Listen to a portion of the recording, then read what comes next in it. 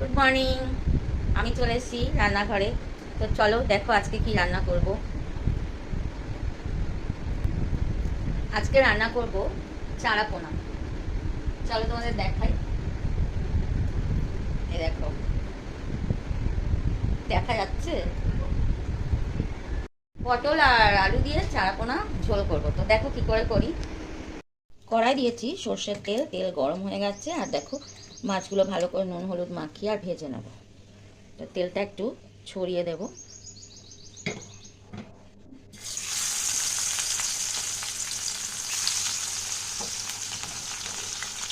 তো অনেকদিন পর আজকে চারা পোনা রান্না হবে। একটু কাঁটা আছে মাছগুলো, কিন্তু জ্যান্ত মাছ খেতে ভালো লাগে। এই যে পটল দিয়ে আর ঝোল করব, পটল আলু দিয়ে।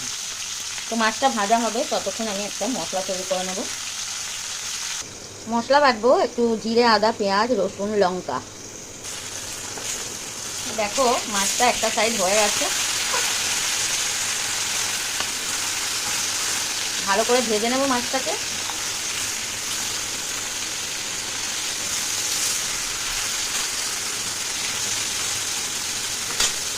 তো মাছটা ভাজা হয়ে গেছে, তুলে নেব।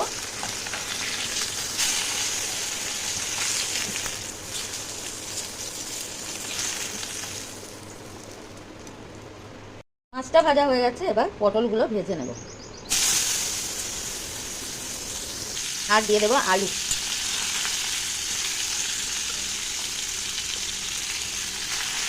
পটলটা একটু সাইড করে আর দিয়ে দেবো একটু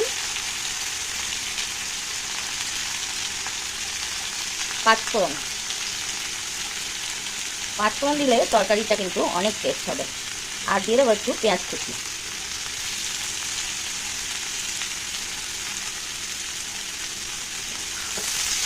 তো একসাথে এবার ভালো করে একটু ভেজে নেব। দেখো আলু পটলটা আর পেঁয়াজটা বেশ ভাজা হয়েছে। আমি দিয়ে দেবো নুন আর হলুদ।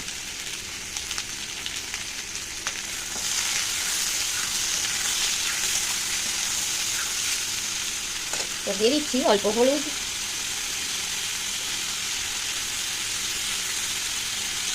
আর দিয়ে দেবো এই মশলাটা যেটা আমি বেটেছি।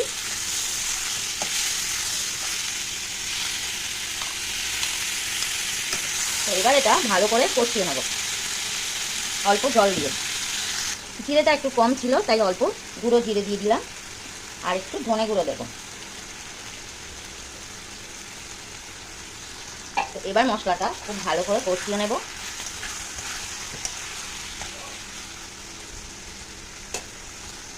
আর এই দেখো অল্প কটা বড়ি ছিল, সাম্বার প্যানে ভেজে আর দিয়ে দিলাম।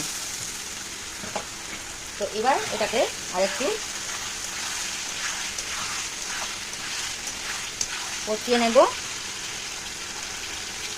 মশলা কষা হয়ে গেছে, এবার দিয়ে দেবো জল। তো দেখো দিয়ে দিচ্ছি জল। আজকে এটা ঝোল হবে তাই একটু বেশি জল দেব। এবার দেখে নেব আলুটা কতটা সিদ্ধ হয়েছে। আলু সিদ্ধই হয়ে গেছে। তো এবার দিয়ে দেবো এই মাছগুলো। মাছের ঝোল ফুটছে আর আলুও সিদ্ধ হয়ে গেছে, তো আমি দিয়ে দেবো এই মাছগুলো।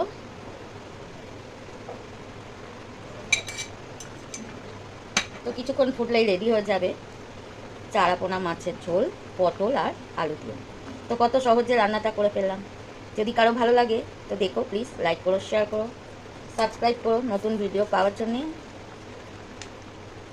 তো দেখো দেখতে কেমন হয়েছে, দারুণ হয়েছে, খেতেও কিন্তু ভালোই হবে। রেডি হয়ে গেছে চারা পোনা মাছের ঝোল পটল আলু আর অল্প বড়ি দিয়ে। তো যদি ভালো লাগে ভিডিওটা সবাই দেখো।